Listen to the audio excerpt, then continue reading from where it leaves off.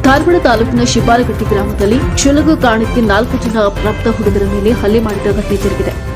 ಕಿರಣ್ ಕುಮಾರ್ ಶಿವಪ್ಪ ದೊಡ್ಮನಿ, ಅಮಿತ್ ವಿಷ್ಣು ಮಾತರ್, ಪವನ್ ನಾಗರಾಜ್ ಮೇಲಿನ್ಮನಿ, ಮುತ್ತುರಾಜ್ ಸುರೇಶ್ ಮಾತರ್ ಎಂಬುವರು ಕುರಿಗಳಿಗೆ ಹುಲ್ಲು ತರಲು ಹೋದಾಗ ಜಮೀನಿನಲ್ಲಿ ಬೆಳೆದಿದ್ದ ಕಡ್ಲಿ ಗಿಡವನ್ನು ಕಿತ್ತುಕೊಂಡ ಪರಿಣಾಮವಾಗಿ ಪ್ರವೀಣ್ ಉಳವಪ್ಪ ಪೋಮೋಜಿ, ಬಸು ರಾಜಪ್ಪ ಪೋಮೋಜಿ, ನಿಂಗಪ್ಪ ರಾಜಪ್ಪ ಪೋಮೋಜಿ ಎಂಬ 3 ವ್ಯಕ್ತಿಗಳು ಸೇರಿಕೊಂಡು ಜಾತಿ ನಿಂದನೆ ಮಾಡಿ ಅಪ್ರಾಪ್ತ ಹುಡುಗರ ಮೇಲೆ ಮನಬಂದಂತೆ ತರಿಸಿದ್ದಾರೆ. ಇನ್ನು ಹಲ್ಲೆಗೊಳಗಾದ ವ್ಯಕ್ತಿಗಳು ಧಾರವಾಡ ಜಿಲ್ಲಾ ಆಸ್ಪತ್ರೆಯಲ್ಲಿ ಚಿಕಿತ್ಸೆ ತೆಗೆದುಕೊಳ್ಳುತ್ತಿದ್ದಾರೆ. ಹಲ್ಲೆ ಮಾಡಿದ 3ರನ್ನ ಪೊಲೀಸರು ಬಂಧಿಸಿ ಕಾನೂನು ಕ್ರಮ ಜರುಗಿಸಿದ್ದಾರೆ. ಈ ಕುರಿತು ಗರಗ ಪೊಲೀಸ್ ಠಾಣೆಯಲ್ಲಿ ಪ್ರಕರಣ ದಾಖಲಾಗಿದೆ. ಕರ್ನಾಟಕ ಭೀಮಸೇನೆ ಸಮಿತಿಯ ರಾಜ್ಯಾಧ್ಯಕ್ಷರಾದ ಬಿಡಿ ಮಾದರ್ ಧಾರವಾಡ ಜಿಲ್ಲಾಸ್ಪತ್ರೆಗೆ ಭೇಟಿ ನೀಡಿ ಹಲ್ಲೆಗೊಳಗಾದ ಹುಡುಗರ ಆರೋಗ್ಯವನ್ನು ವಿಚಾರಿಸಿ ಕುಟುಂಬ ಸದಸ್ಯರಿಗೆ ನೈತಿಕ ಧೈರ್ಯ ತುಂಬಿದರು. ನಂತರ ಧಾರವಾಡ ನ್ಯೂಸ್ನೊಂದಿಗೆ ಮಾತನಾಡಿದ ಅವರು, ಶತಮಾನಗಳಿಂದ ದಲಿತರ ಮೇಲೆ ದೌರ್ಜನ್ಯಗಳು ಹೆಚ್ಚಾಗುತ್ತಿವೆ. ಅದನ್ನು ತಡೆಯಲು ಅನೇಕ ಕಾನೂನುಗಳಿದ್ದರೂ ಕೂಡ ಯಾವುದೇ ಪ್ರಯೋಜನವಾಗುತ್ತಿಲ್ಲ. ಈ ಕೂಡಲೇ ಪೊಲೀಸರು ಈ ಪ್ರಕರಣವನ್ನು ಗಂಭೀರವಾಗಿ ಪರಿಗಣಿಸಿ ತಪ್ಪಿತಸ್ಥರ ಮೇಲೆ ಕಾನೂನು ಕ್ರಮ ಜರುಗಿಸಬೇಕು. ಇನ್ನು ನಮ್ಮ ಸ್ವಾಭಿಮಾನವನ್ನು ಕೆದಕುವ ಕೆಲಸ ಮಾಡಬಾರದು. ಪೊಲೀಸರು ಹಲ್ಲೆಗೊಳಗಾದ ವ್ಯಕ್ತಿಗಳಿಗೆ ಹಾಗೂ ಕುಟುಂಬ ಸದಸ್ಯರಿಗೆ ಸೂಕ್ತ ರಕ್ಷಣೆ ನೀಡುವಂತೆ ಆಗ್ರಹಿಸಿದರು.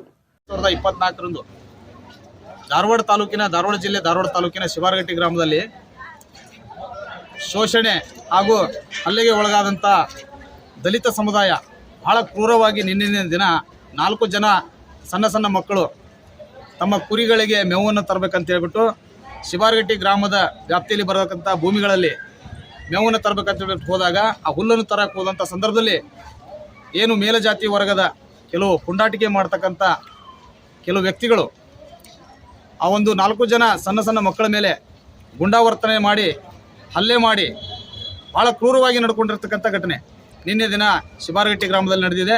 ಹಾಗಾಗಿ ಆ ಒಂದು ಘಟನೆ ಭಾಳ ಕ್ರೂರವಾಗಿ ಮಾಡಿದ್ದ ಕಾರಣಕ್ಕಾಗಿ ನಾವು ಸಂಘಟನೆ ವತಿಯಿಂದ ಭಾಳ ಖಂಡಿಸ್ತೇವೆ. ಹಾಗಾಗಿ ತಾವು ಮಾಧ್ಯಮದವರು ಕೂಡ ದಯವಿಟ್ಟು ಅದನ್ನು ಆದಷ್ಟು ಬೇಗ ಅದು ರಾಜ್ಯಾದ್ಯಂತ ಹಾಗೂ ಜಿಲ್ಲಾದ್ಯಂತ ಇಡೀ ದೇಶಾದ್ಯಂತ ವರದಿ ಆಗಬೇಕು. ಇವತ್ತೇನು ದಲಿತರ ಮೇಲೆ ಹಾಗೂ ಶೋಷಿತರ ಮೇಲೆ ನಡೀತಕ್ಕಂಥ ದೌರ್ಜನ್ಯಗಳು ಸುಮಾರು 70 ವರ್ಷ ಕಳೆದರೂ ಕೂಡ ಸ್ವಾತಂತ್ರ್ಯ ಬಂದು ಇವತ್ತು ಇನ್ನೂ ಮಠ ನಮ್ಮ ಮೇಲೆ ದಬ್ಬಾಳಿಕೆಗಳು ಹಾಗೂ ಗುಂಡಾವರ್ತನೆ ಇನ್ನೂ ಮಠ ತಪ್ಪಿಲ್ಲ. ಯಾಕೆ ಈ ಥರ ಆಗ್ತಾ ಇದೆ? ಸೂಕ್ತವಾದ ಕಾನೂನು ವ್ಯವಸ್ಥೆಗಳಿದ್ರೂ ಕೂಡ ಇವತ್ತಿನ ದಿನ ಈ ದೇಶದ ಗೃಹ ಮಂತ್ರಿಗಳು ಅಮಿತ್ ಶಾ ಜಿ ಹಾಗೂ ರಾಜ್ಯದ ಗೃಹ ಮಂತ್ರಿ ಡಾಕ್ಟರ್ ಜಿ ಪರಮೇಶ್ವರ್ ಜಿ ನೀವೆಲ್ಲರೂ ಏನು ಕಣ್ಣು ಮುಚ್ಕೊಂಡು ಕುಂತಿದ್ದೀರಾ? ಏನು ಇವತ್ತಿನ ದಿನ ಈ ಥರ ಘಟನೆಗಳು ದಿನೇ ಹೆಚ್ಚಾಗ್ತಾ ಇದ್ದಾವೆ. ಬೆಳಗ್ಗೆ ಎದ್ದ ತಕ್ಷಣ ಒಂದನ್ನು ಕೇಳೋದು, ಸಾಯಂಕಾಲ ಆದರೆ ಒಂದನ್ನು ಕೇಳೋದು. ಇವತ್ತಿಂಥವೆಲ್ಲ ಕಾನೂನು ಸುವ್ಯವಸ್ಥೆಗಳಿದ್ರೂ ಕೂಡ ಈ ದೌರ್ಜನ್ಯಗಳು ಇನ್ನೂ ತಪ್ತಾ ಇಲ್ಲ. ಯಾಕೆ ಈ ಥರ ಆಗ್ತಾ ಇದ್ದಾವೆ?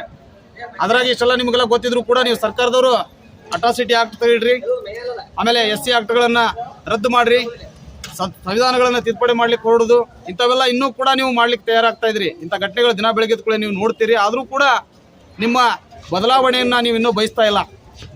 ಬ್ಯಾಕ್ಬೋನ್ ಆಗಿ ನಾವಿದ್ದೇವೆ, ಆ ನನ್ನ ಮಕ್ಕಳನ್ನ ಹೊಡೆದಾಕ್ರಿ, ನಾವಿದ್ದೇವೆ ಅವ್ರನ್ನ ತುಳಿದಾಕ್ರಿ, ನಾವಿದ್ದೇವೆ ಅವ್ರನ್ನ ಮಣ್ಣು ಮುಚ್ಚಿಬಿಡಿ ಅನ್ನುವಂಥ ವ್ಯವಸ್ಥೆಗಳನ್ನು ಹಿಂದೆ ನಿಂತುಕೊಂಡು ಕುಮ್ಮಕ್ಕ ಕೊಡ್ತಕ್ಕಂಥ ರಾಜಕಾರಣಿಗಳನ್ನು ಮೊದಲು ನಾವು ಮೆಟ್ಲೆ ಬಿಡಬೇಕಾಗಿದೆ.